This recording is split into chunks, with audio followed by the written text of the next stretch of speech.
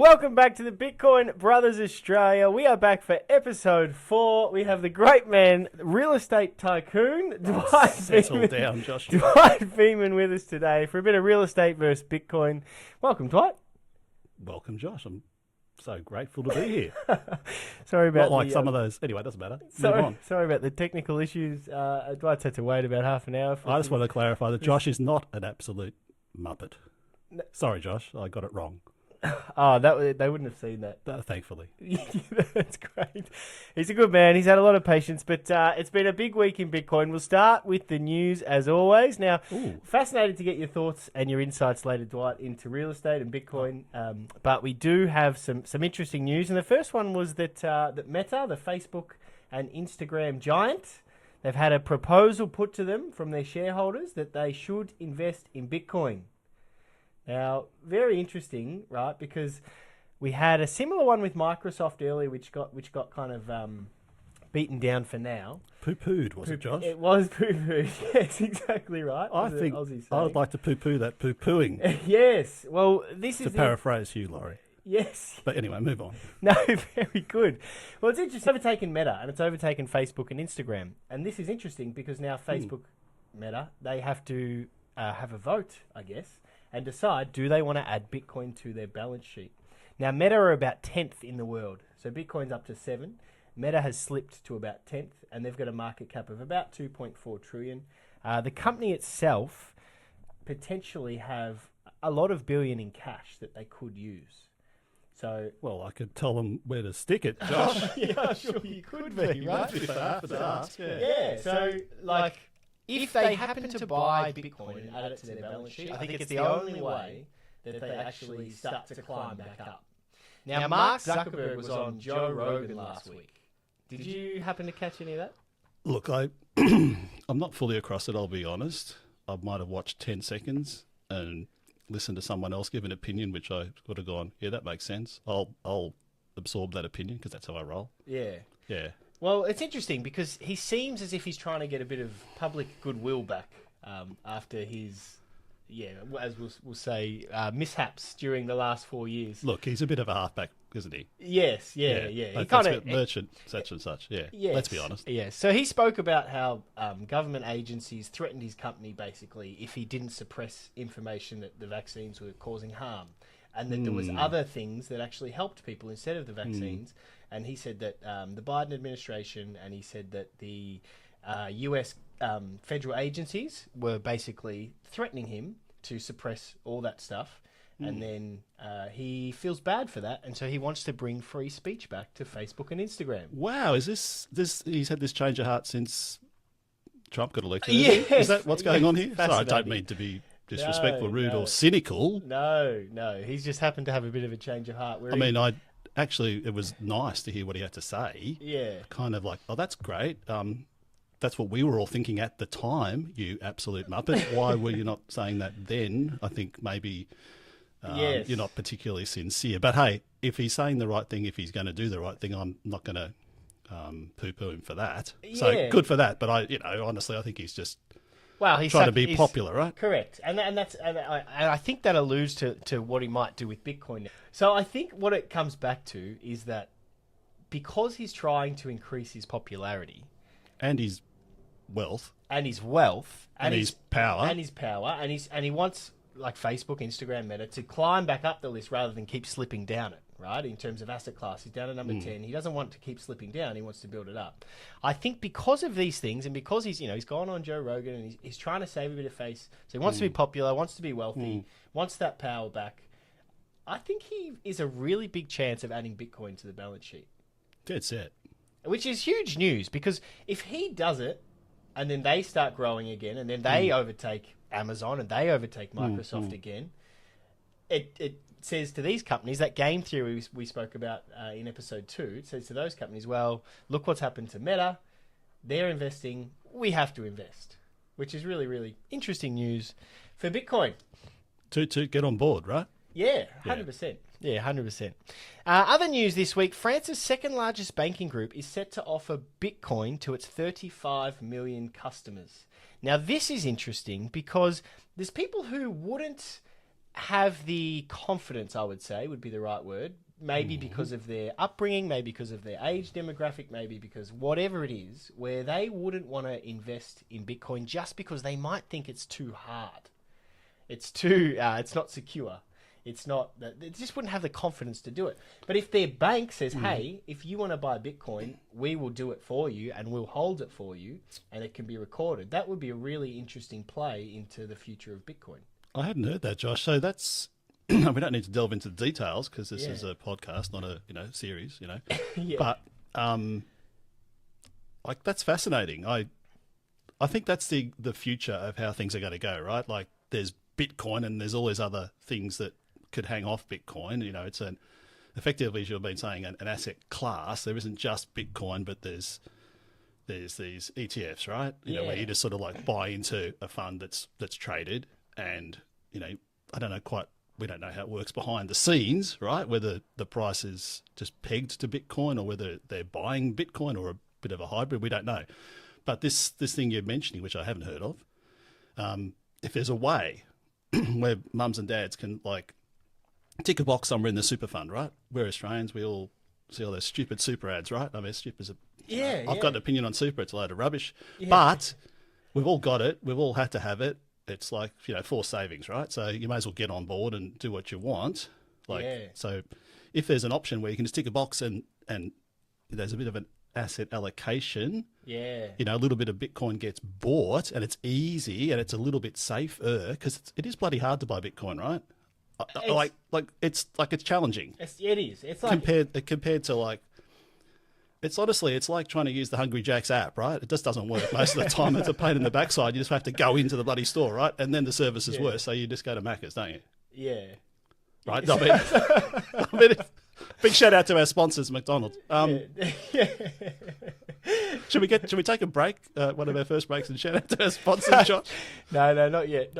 But opens at 7:30, I think. Our sponsors open at 7. Is that right, Josh? No, V, no. What you're saying is interesting because absolutely, like we spoke about that, I think on episode 2 as well, with like the Australian super fund starting to buy Bitcoin.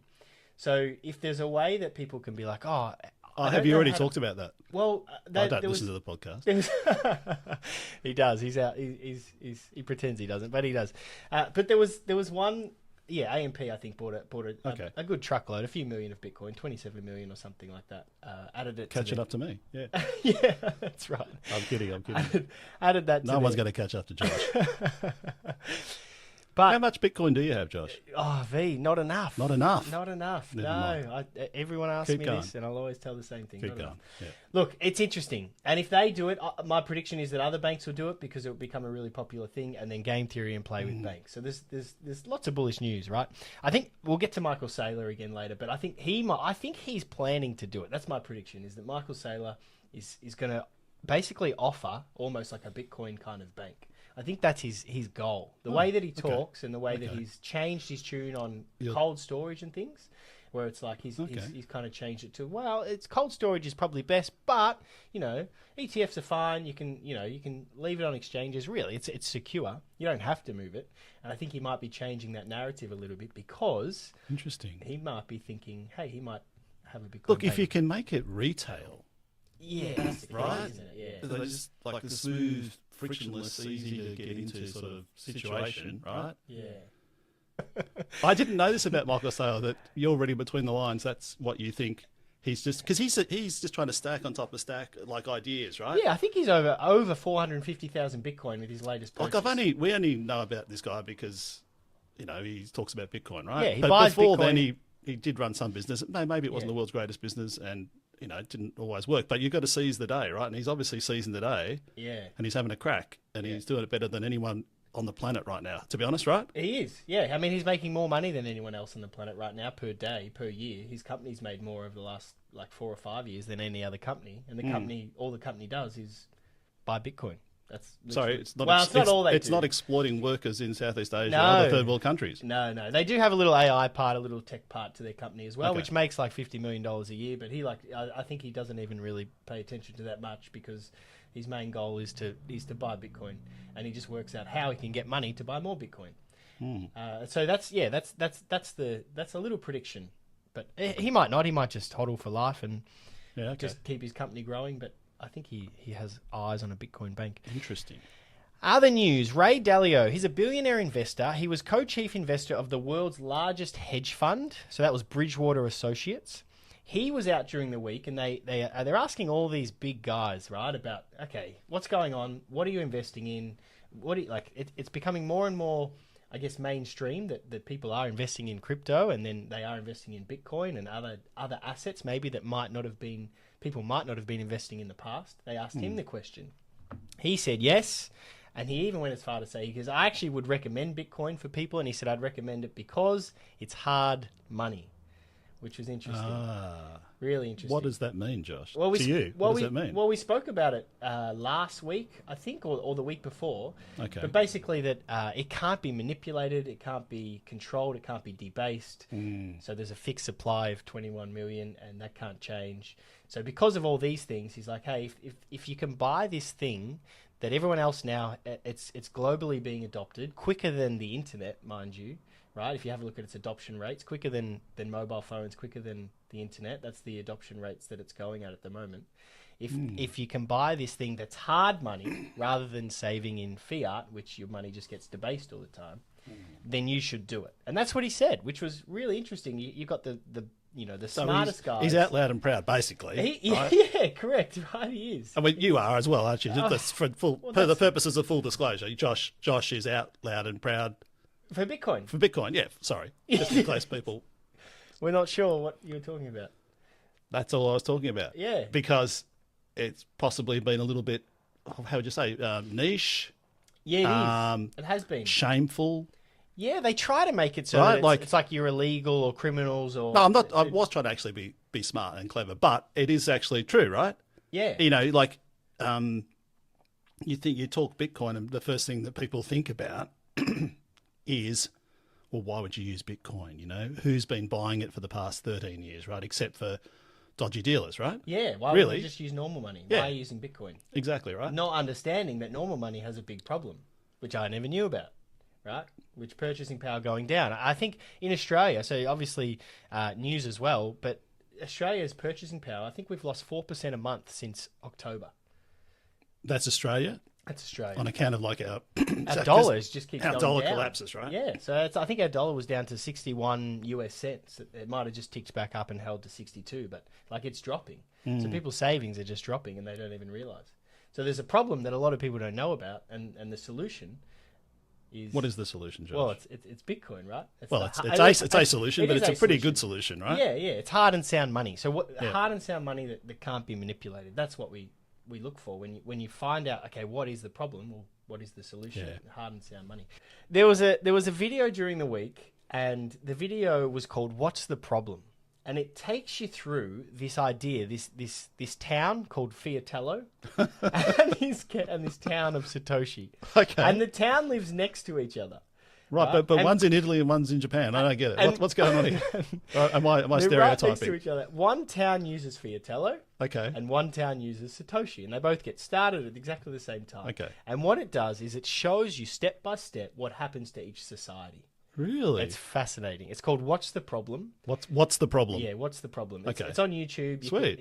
I'm gonna watch that later because it sounds like that'd be a whole lot of fun. It's really interesting. Yeah. And that will probably give you a really good insight if you're like, well, is there still actually a problem with the way that we do things and our finances and our savings and our money and it gives you a really clear indication of exactly how it happens and if there's a problem or not. So fascinating, really interesting.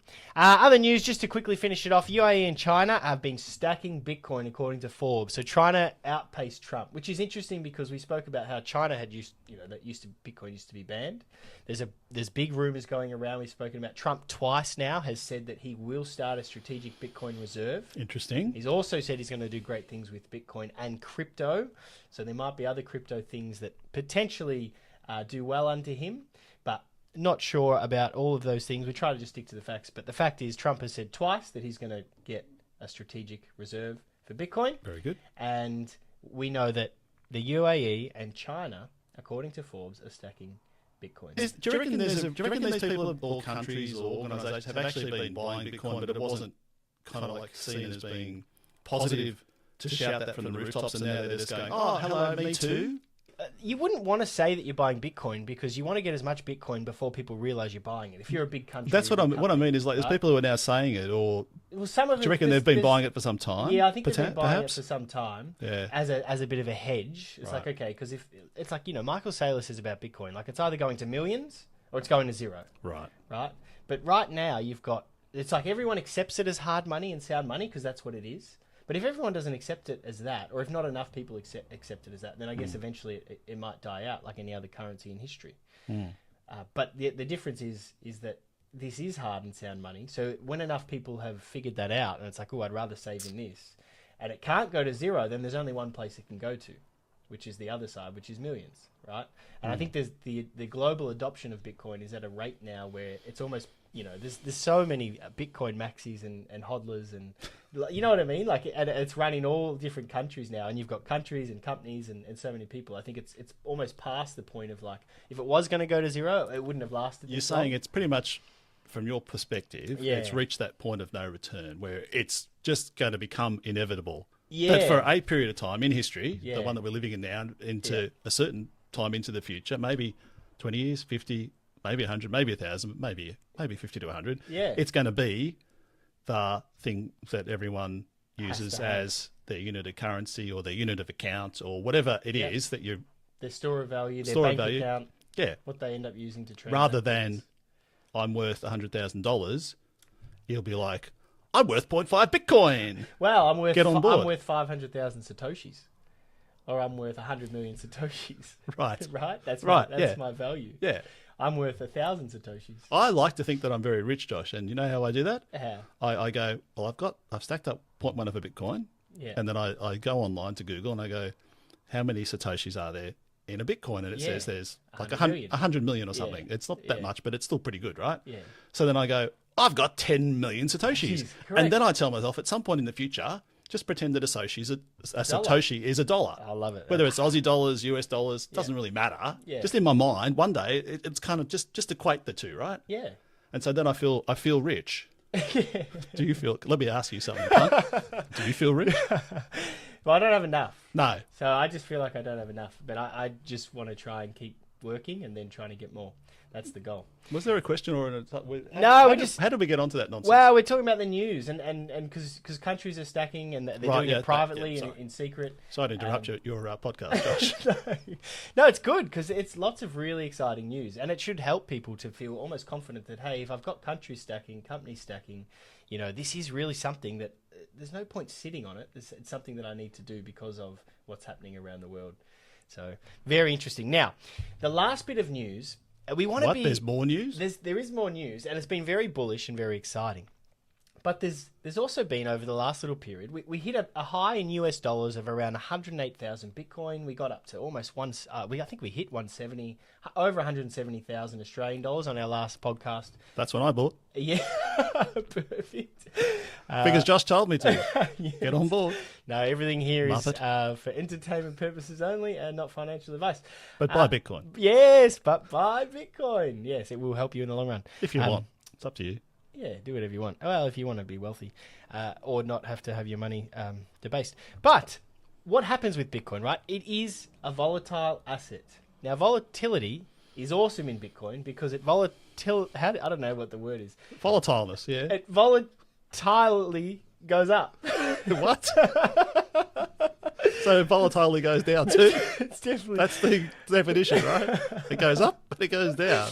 No, but it just keeps going up over the long term, right? Dips, right? The point is, Of course, in it has, Bitcoin's it has, history, it has. dips. Yeah, it so has. you have a look back through the history, and we'll post some things on our X feed. So if you haven't seen it, but in 2017, it went up heaps and heaps and heaps. Like if you put money in at the right time, you might have got like 100x your money or whatever it was, right? Like it's gone up heaps, right? Like 100, like maybe that's a little exaggeration. I believe you. Maybe it's I gone haven't up. actually studied it that much, but I believe you. Yeah, whatever. Anyway, Close enough. It's had huge history, like throughout its history from 2013, 2017, years after halvings, it's gone up. Right. It's had years where it's gone up 1,000%. It's had years where it's gone up 500%. It's had years where it's gone up 200%. Okay. Oh, yeah, Like, 200%. It sounds like it's just twice, right? Yeah, Doubled. Yeah, doubled. Yeah. It sounds like a lot, right? Yeah. But it continues to have this years after halvings. It also has dips, right? And often throughout Speaking its of history, dips, let's shout out to our sponsors. Nicholas Tavern. Nico's Tavern, Yeah. Well, what? Mount Dandenong Road, East Ringwood. Now, big shout out if you go down there, say hello to Nick or Perry or anyone else down there, and just mention Josh Cram and Bitcoin Brothers. You get a free suva.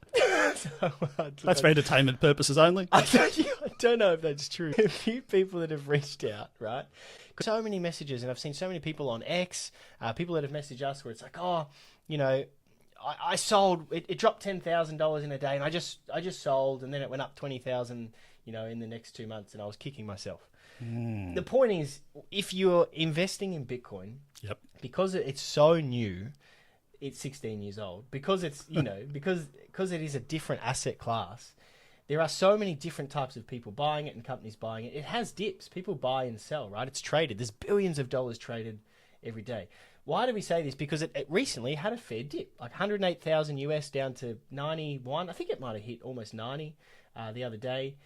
Australian dollars, like 170 down to high 140s, low 150s. Anyway, there's a point here somewhere, right? Yeah, the point is hodl. Oh, Hodl. Do you What know are what you hodl saying? means? Hold on for dear life, right? Don't get shaken out. Have a look at the history. you're saying think long term. Yeah, think so long term. You're not thinking get rich quick. You're No. thinking don't get poor, Yes. right? Yeah. You don't buy Bitcoin to get rich, do you, Josh? You don't buy Bitcoin to get rich quick. No, not at all. No, you buy it so you're not poor. Correct. Right? Yeah. So Really? you're not losing your money. Yeah. Basically. Yeah, that's the key. I think that's a really good understanding. Is have a look at that history and understand that it cycles, it dips, it goes up and it goes down, but over the long term, it just continues to grow. It continues to grow because of adoption. It continues to grow because of companies, because of game theory. It continues to grow because it's hard and sound money, which is what we love, right? We love it. So that's what we want. Dwight, it's a pleasure to have you on. It was great to be here. Thanks, everyone. A big shout out to our sponsors. And we'll play It's a Long Way. We're finished, Josh? No, we're not finished, Dwight. We're That here. was the intro. That was the news. That was the exciting news about Bitcoin. We've got a couple of other things to touch on, a few Oh. other segments. But the first thing I Lovely. want to get into is obviously thank you for coming on today. Now, for those of you who don't know, I say Dwight's a real estate tycoon just to wind him up a little bit at the start and give a bit of banter. But, like, being honest, Dwight has taught me probably everything I know about real estate. He taught me... I taught him both things, yes.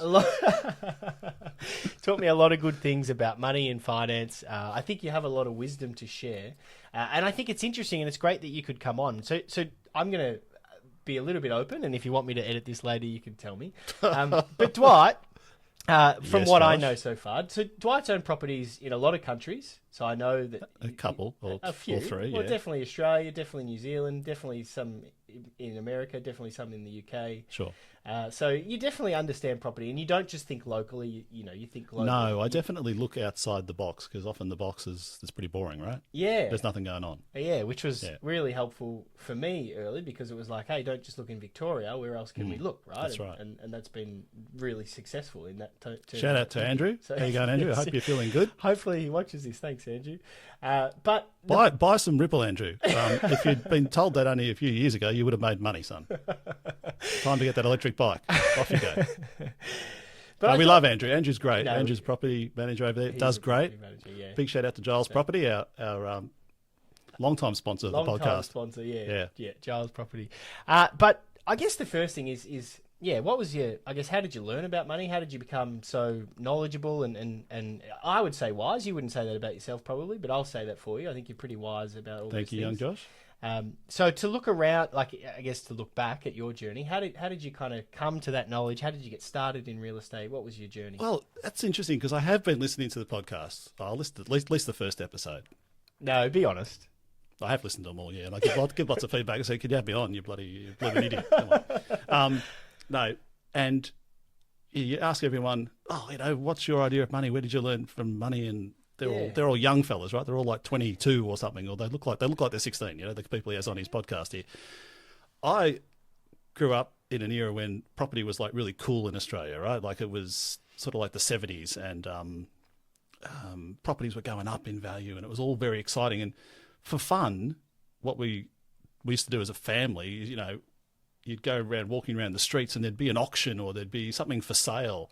And if there's an auction, you'd go and watch it, right? And that was like cheap entertainment Yeah. because we didn't have TV. of be course. honest. Yeah. We did have electricity, right? Yeah. We had flushing toilets, but it wasn't connected to the sewer yet, right? Like, we're talking, this is just like how things were, right? Yeah. There was the clip-clop of the milk cart. Now, people think I'm making that up, but I reckon it did happen because we lived in Naval Park and it was near a dairy or something, right? But you would go and you'd look at houses. And then you'd go to display homes and look at these aspirational houses that you were never going to own, right? Yeah. But other people were going to build them, and you're like, oh, I want to have the nice house and I want to live in it. And so I grew up getting that idea that what you did for fun was you bought properties, right? Yeah. Well, most people only bought one and they lived in it. But I Yeah. thought, oh, well, what you do is you buy more than one, right? Yeah. And, you borrow money. Because my dad worked in a bank, so back in the day, which is before you were thought of, young Joshua, back in the late 80s when, and some of the older, more relatable people listening to this podcast, interest rates in Australia were like stupid, right? Like they were 13 to 17% or something ridiculous. Yeah. And that's when I bought my first house, Yeah, wow. like around 1989. That's crazy, isn't it? Right? Because people wouldn't think about that. Because people get, like, just to pause you for a second, but people, like, go crazy with an interest rate at 6.5%. Like, how dare you? Whereas pay me I'm like, 7%? please give me the money. I'll do something with it, right? Yeah. Do you know? Yeah. But at that time where I had to pay something like 17%, right, honestly, to get my first house, which cost $98,800 Yeah. in Hallam Gardens, Hallam, right, because I was working at the General Motors factory Yeah. in IT. But it was like, let's just call it $100,000, right? Yeah. But it was 98.8, so I was happy. Yeah. But interest rates, were about 17%. It was ridiculous. But some people were lucky, and the government had done the right thing and capped their interest rates at 13, right? But if you wanted a new loan, you had to pay the floating rate. It was 17, right? Yeah, wow. Now, my dad worked for the ANZ Bank. Shout out to our sponsors, ANZ Banking Group Limited. A lot of new sponsors today. Right? Well, hey, I'm bringing on board. I'm like the Eddie Maguire of this podcast, right? Yeah, nice. I'll come up with some stupid, boring announcement every week, make it sound exciting, and there's nothing in it, Yeah. All you want's players, right? Yeah. He was getting, I think he had to pay like 6.5 or something, right? Because he was an employee. Oh. Right? I'm thinking, Dad, why don't you just like buying stuff? Why don't you just like take as much money as they'll give you, Like, honestly, take the money and like invest it is what I'm thinking. But he was a bit more conservative, right? In that they'd been born in the war. So their parents had been beaten down. Yeah. Okay, and they came out of an era where it's like you need to try and save your money and you build up slowly, right? And you build a sound base, which is perfectly reasonable, right? And then I'd had the benefit of that sound base and that everything was given to me and everything was easy. Yeah, okay. Right? I just went to school, I rode my bike, I did things that I complained now to my kids that I had to ride, for 5Ks and it rained, which was real, Yeah. But whereas these days they want to lift and all that sort of nonsense. But I'm just saying I had the benefit of parents who worked hard and were relatively conservative and built a strong base, right? Yeah, nice. So you watched people working hard. You watched them be able to have a sound base. Plus, for fun, we go around and look at properties and look at auctions and try and guess how much that house is worth and all that sort of stuff, right? So it just seeped into my psyche. Yeah. And plus, I was good with numbers. Yeah. Wasn't good with people, still not, but better with numbers. I'd rather work behind the computer than do a stupid podcast, right? But the beauty of this podcast is there's no one here, so it's fantastic, right? Exactly, yeah. So I think I might have told you once, just that way wired, I'd sit at home and I would actually, on my computer, I built a microbee with my friend Dirk, who was really clever, and he'd help assemble it and all that sort of stuff. And you'd write little programs and, plot charts on very basic spreadsheet type things with graphs and try and figure out, if I borrow at this rate, but property goes up at this rate, and you do the difference between, how much you're worth and how much your loan is, and you'd go, the way to make money, and after 13 years I'll have paid it off and I'll be worth $100,000 or whatever it is, right? I just get excited by that stuff, right? Because I didn't have any real problems to worry about, right? Yeah. You know what I mean? Like, I didn't have to worry about getting fed. I wasn't getting beat up at school. Yeah. Was never going to have a girlfriend, so I didn't have to worry about that sort of nonsense, right? You know what I mean? So I was just sit at home. There wasn't really the internet, so I didn't have to worry about that other nonsense. And sit at home and play on my computer and actually program it, right? Yeah. No. But I'd be thinking, how can I make money? Yeah. Not by doing anything, just by buying a property, right? Yeah. So I do remember, I bought that first house in about 89. Yeah, wow. But interest rates I was paying 17%, right? Yeah. So I don't feel afraid of like having to borrow money or owing money Yeah. or thinking that the thing I'm going to buy, what if it collapses, Because, I mean, it could, but if you're buying something like a property, it's only going to collapse by so much realistically, right? Like it might collapse, it might burn down, but You've got insurance. You've got insurance. You've got the land that it's on. Yeah. All those sort of things. Yeah. I forget what the question was that you even asked. Like, why did I start thinking about whatever it was I was Well, thinking about? just how Property. how you got started. Yeah. Property. So I did that, right? Yeah. And then over the years, you just gradually try and find people who will help you understand and unlock a few more doors, right? And it just takes a long, long time. Sometimes it feels like it takes a long, long time, right? So gradually did just buy a few more properties. Some of them popped and went up in value, able to leverage, borrowing some money. And then a few things just worked. So lately, most of the things I've touched have turned well. Good for me, right? Yeah. But yeah, you're right. I've always been interested in property. Yeah, fascinating. And thinking it's a good way to store your wealth, right? Yeah. But if you can buy two or someone will give you the money, you might be able to double down, right? Yeah. And better value than go to the casino, Josh. Yeah, much better value. To double down, right? Yeah, much better value. Yeah. Anyway, that's short backstory. Yeah, awesome. No, that's really insightful. And I think one of the things that you spoke about there too, which I probably learned from you as well, was that you were never afraid. We spoke about, like, Dwight was like, hey, if you can get as much money as you can, get as much money as you can, right? That's it. Because you can make the money work for you, better than, I guess, not having it, and then right, and then properties are going up, or different assets are going up more than you're going to have to pay back a bank. And that's funny that so young you started using those spreadsheets and working it out exactly what you'd have to pay and if you would be in the green, I guess. Yeah, no, I don't work it out anymore. I just go by the seat of my pants, right? Yeah. You go and have a look and do it, which is fantastic. That looks all right. Yeah, nice. Yeah. So that's really fascinating, and it's I've definitely learned a lot from you from all of that. And what's interesting is that you were so invested in real estate, and real estate is your thing, and you're known for it, and you're good at it, and you've been really successful at it. And then about halfway through last year, I started telling you about Bitcoin, right?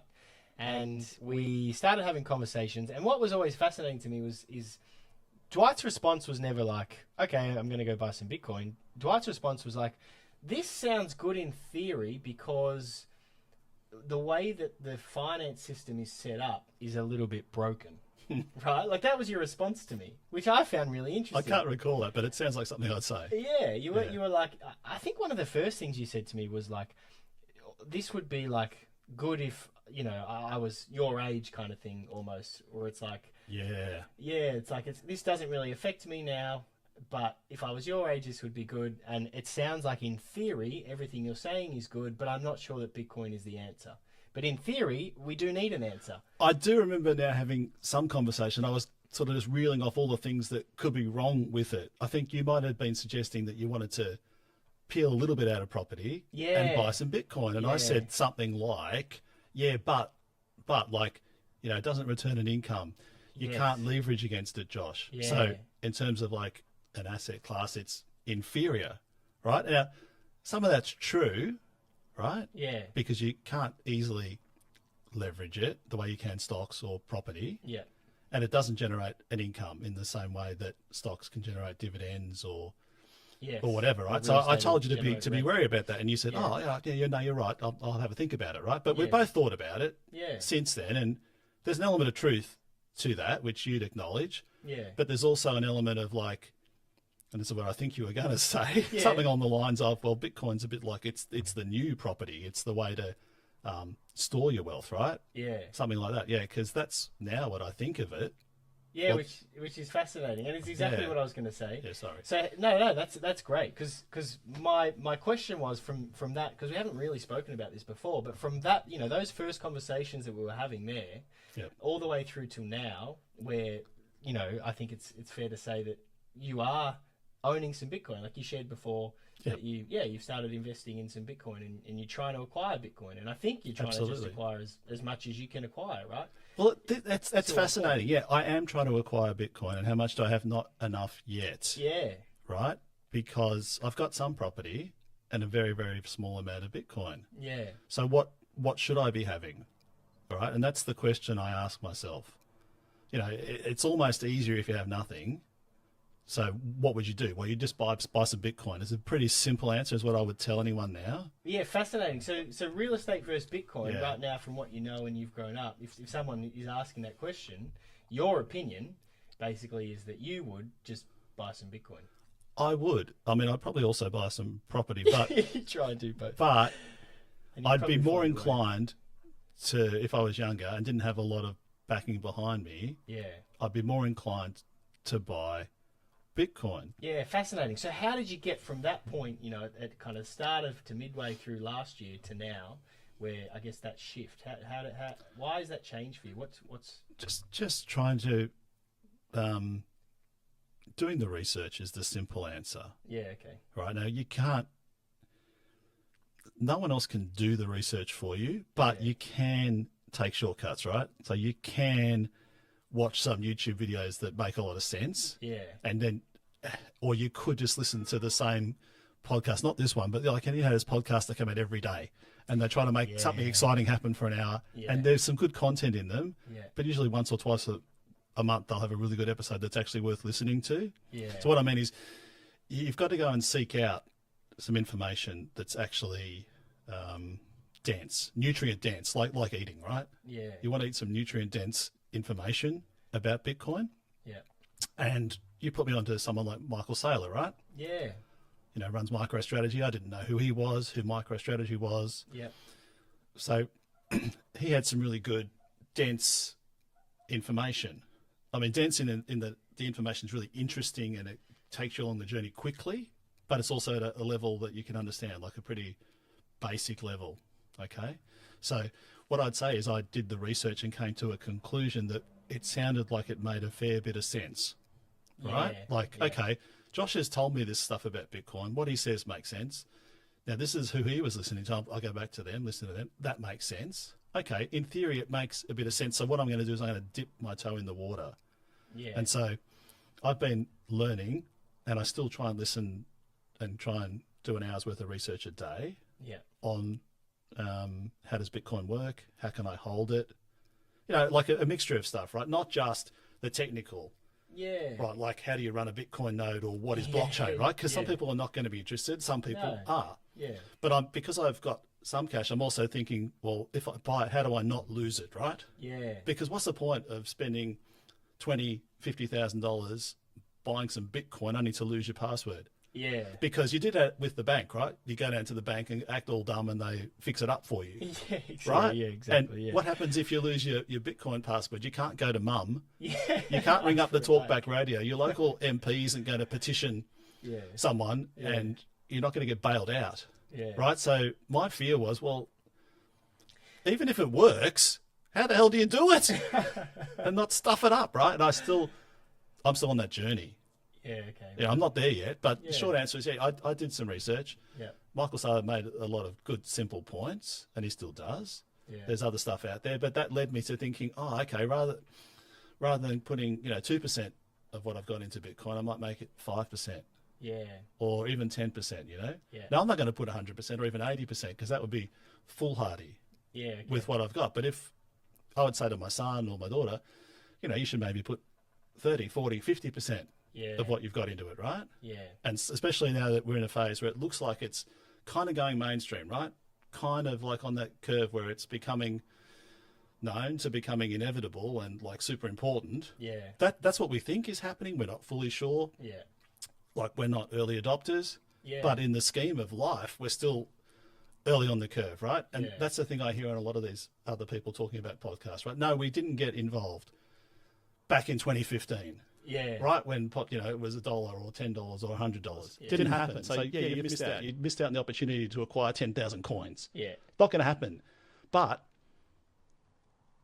if you're having this conversation with yourself, your 5 years henceforth self, Yeah. you'd be saying buy, right? Yeah. Because you see the opportunity and it makes sense, and you sort of give it a bit of a stress test, and it hasn't broken yet. Yeah. So you'd be foolish not to get on board to a degree. Yeah. Right now, everyone's going to have a different opinion, like how it works for them as to what degree That is. of exposure or investment they need to have. But you need to Have some. You need to have some. You need to do some research, listen to some stuff, educate yourself, Yeah. and buy a little bit. If you don't, you are going to be left behind, right? Yeah, I agree. There's a fascinating things I thought of when you were speaking there. One was, as you say that, there was a guy who was speaking, and he was speaking about Bitcoin. He was speaking about people who do a lot of research, but then they still don't buy it because they still want to do more research and more research and more research. Right. And he and he was saying, he said, well, he goes, these people, do they know how a combustible engine works? I don't. I mean, I do, but things blow up and things spin around. But how does it not kill me? Well, but do you drive a car? Yeah. Yeah, right. That's it. Yeah. Right. So Can I fly a plane? No. Do I get in one? Yeah. Right. You don't actually have to understand fully the operational purposes behind it. Once you have a bit of an understanding enough to start getting involved, right? Was his point. And I thought it was a really good one. Yeah, true. So it was interesting. The other interesting story I thought of when you were sharing there was there was this guy just about security. There was this guy on the news, and he had his laptop thrown out by his partner, his girlfriend or ex-wife or something, right? Like, she thought it was rubbish. She threw it out. It went to the tip. Now, on his password was his seed phrase. On his computer was his seed phrase, right? His password for his Bitcoin. Yeah. Now, that Bitcoin is now worth, he estimates, high hundreds of millions, right? And it was in this tip. And he petitioned the council, hey, listen, can we dig up the whole tip? I'll get my laptop back. I'll pay for everything, and I'll give you half my Bitcoin. And the council said no. Fools. Absolute fools. What have they got to lose, right? You'd have thought. How funny, though, right? Yeah. But no, that was really good. Thank you very much for sharing. I wanted to jump into a Mythbuster segment with you. Lovely. We've done a few we like a Mythbuster.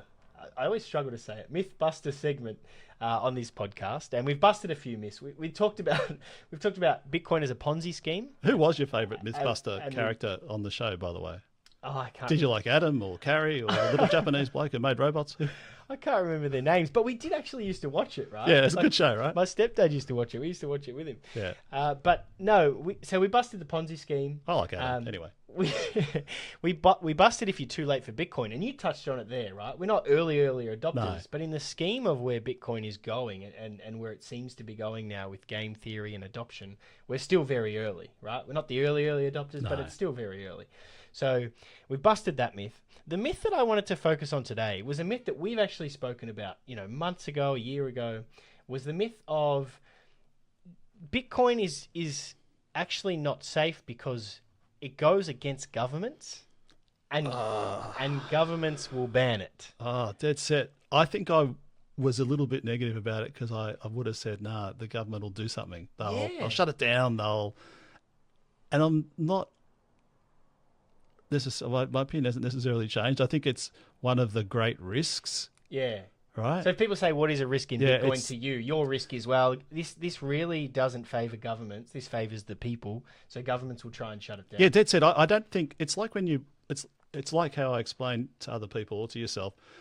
When I buy a property, I'm not the least bit afraid of, are you afraid of taking on debt? Are you afraid of buying in that dodgy suburb? I couldn't give a rat's.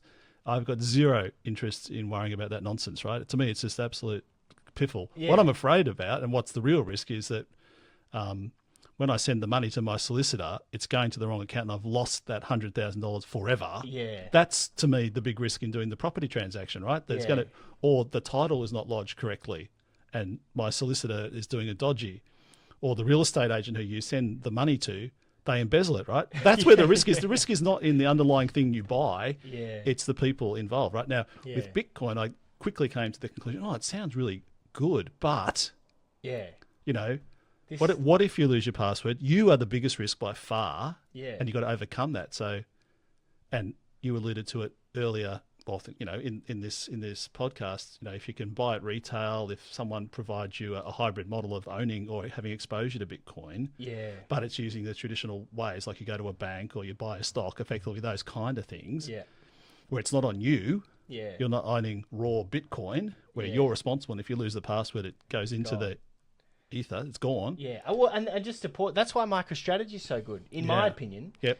And I told my own family this with the same thing in terms of like just storing it yourself. MicroStrategy, that company, they just buy Bitcoin. Yep. They go up sometimes more than Bitcoin goes up because their company just buys Bitcoin and then people pile in and invest in the company.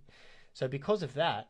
That's like if you're worried about your seed phrase or your password, like you just buy MicroStrategy shares. It's like buying miners Bitcoin. Versus owning gold, right? Yeah, it's that's like right. you have a strong exposure to something that makes sense. Yeah. And now I would still rather hold it yourself, but right? but if it's a bit cumbersome, it's a bit awkward. 'Cause someone can steal your gold, right? Yeah, exactly. But and the other thing about I was afraid with Bitcoin is like, well, it's going to undermine the government, right? They want to be in control. They're not going to be in control of this. They're going to fear it. They're going to come up with some way of either destroying Bitcoin itself, or what's more likely is they're just going to make it really hard for you to get on board with Bitcoin, right? They're going to have anti-money laundering laws, KYC, or even worse, they're going to let you buy your Bitcoin. Then they're just going to track it and tax the absolute big crappiness out of you, which they will do. Get on board here. That will happen. Yeah. And it's by far the greatest risk. Like I might buy a Bitcoin and I pay $100,000 for it, right? Yeah. Yeah. You've got no control over the government. They could decide in their wisdom, Bitcoin's a very dodgy asset. Only criminals use it. We're going to tax you 50% of the unrealized gain at any point. Yeah. So it spikes up to 200,000. Yeah. You owe the government $100,000 worth of upside. That's 50 grand. Pay it in cash. Yeah. It then goes down to 100. Bad luck. Yeah. Or something. Those things will happen. Yeah. Dead set somewhere. And then in some weak, useless, pathetic governments like we have here in the great state of Victoria and Australia are likely to jump on board and go, that's a great idea. How can we get something for doing absolutely nothing? How can we make money off all to of this? suckle on the teat, right? That's what they want to do. Yeah. And this will be a great engine for them to make money by doing absolutely nothing and using us as the little slaves.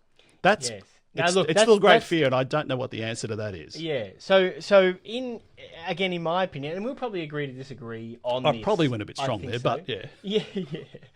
I always see the doom in certain things, No, some great metaphors, some great Aussie metaphors he used there for our Aussie take during that analogy.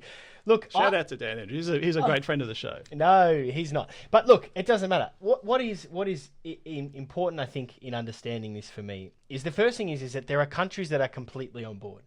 So for governments to ban Bitcoin totally, you would need every government in the world, in every country in the world, to all agree and to all do the same thing. Wow, like what happened a few years ago then. Right? Well, not quite.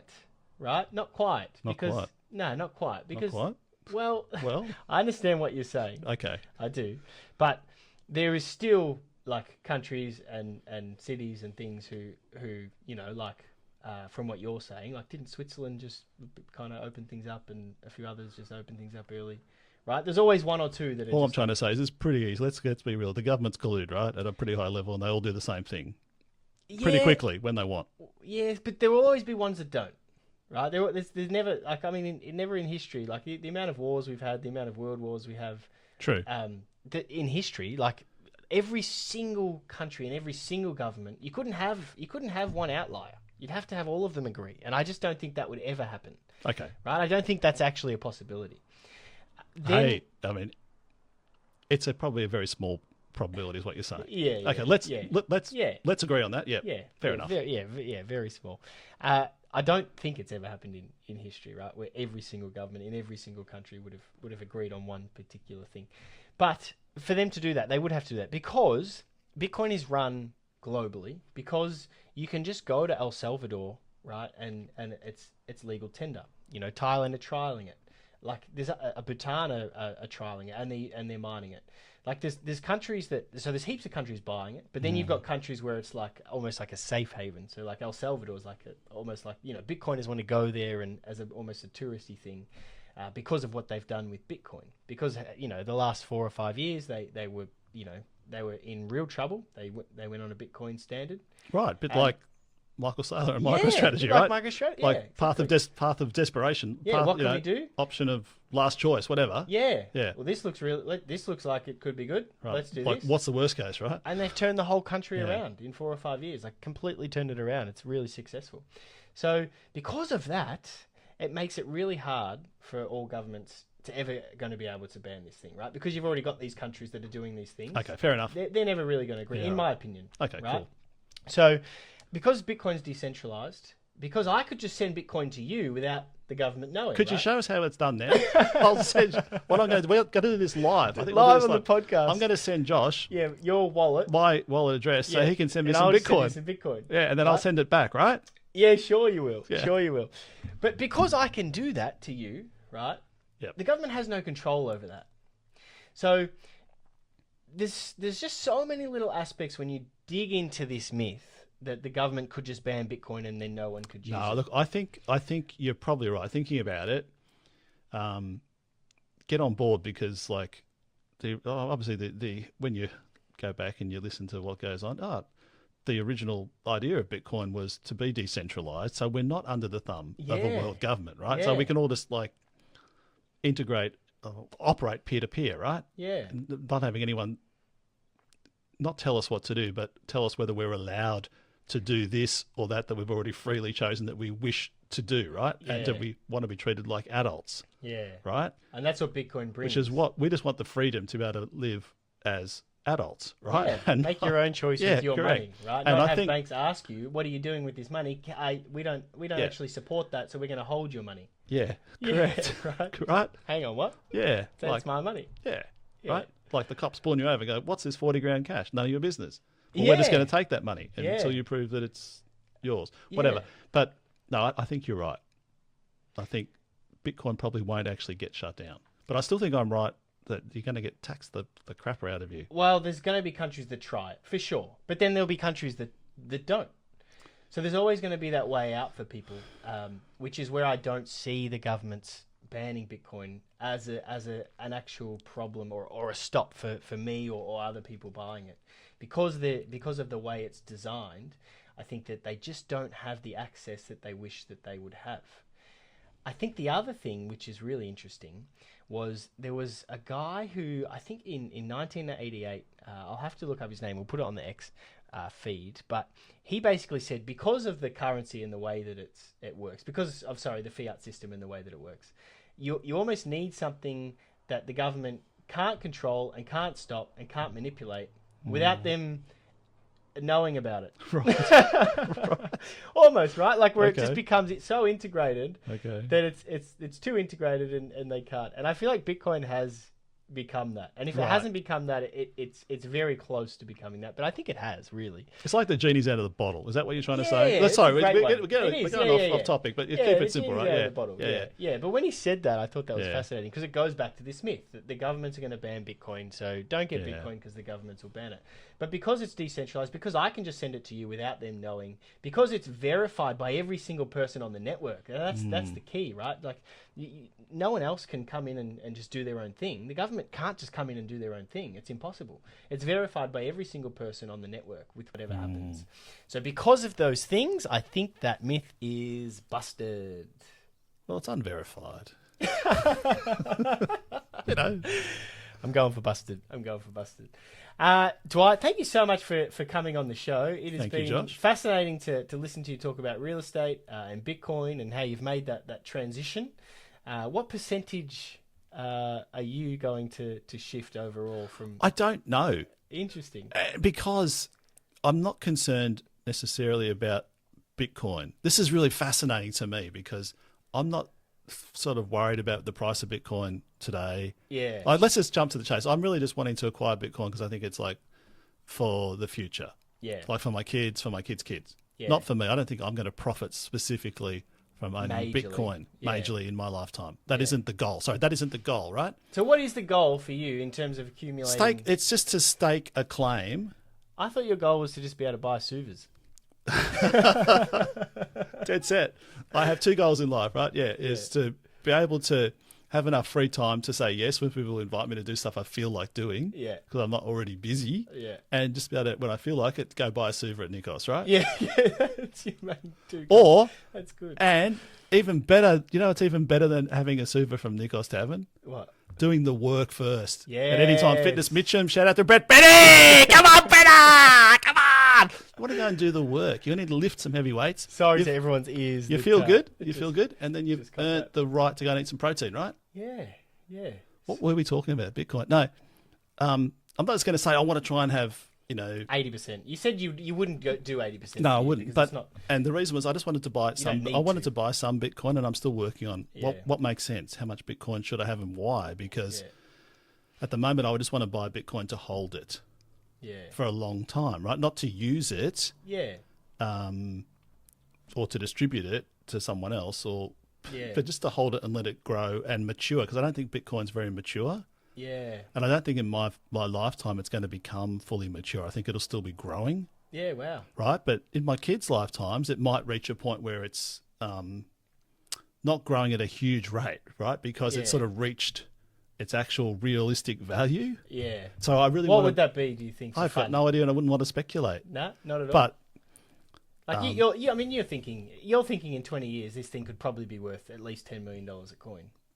Yes, something like that, right? Yeah. I would think 100 times what it's worth now would be realistic. Yeah. It's just when is that going to happen? Is it going to happen in 5 years' time? No, it's not. So sorry if you think it is. That's absolute fantasy, right? Yeah, that's right. Could it happen in 10 years' time? Probably not, right? Will it happen in 50 years? Probably. Yeah, okay. Right? Now, I'm not going to be here in 50 years. Yeah. You might be, Josh, but your kids are likely to be, right? So that's why I'm wanting to buy Bitcoin. I don't know what I'm going to do, but I would like to think I might want to have 20% of what I got in Bitcoin would be more realistic than 2%. Yeah, okay. Right? And it's not going to be 80. Yeah. And it's probably not going to be 50 for me because I'm not a Bitcoin maxi, as they say, where that's the only thing I'm really thinking to invest in. And but you don't, it doesn't need to be for you. It doesn't need to be for me personally, but what's best for my kids? Well, what would be foolish would be to not have some for them. Yeah, no. And if they say they don't want to because they're afraid and they don't understand it, what I should do is just buy some and set it aside for them anyway. Yeah. Do you know? Because that would be the right thing to do. Yeah. But yeah, you just need to have some. And then it's up to you how much out of all that you've got you want to apportion to Bitcoin, right? Yeah. It's like anything. But you'd be a fool not to have some. 100%. Right? 100%. Yeah. Thank you so much, Dwight, for coming on to the Bitcoin Brothers Australia podcast. This has been episode 4. We hope you've enjoyed it. We will see you next time. See you on the other side. Thanks, Dwight.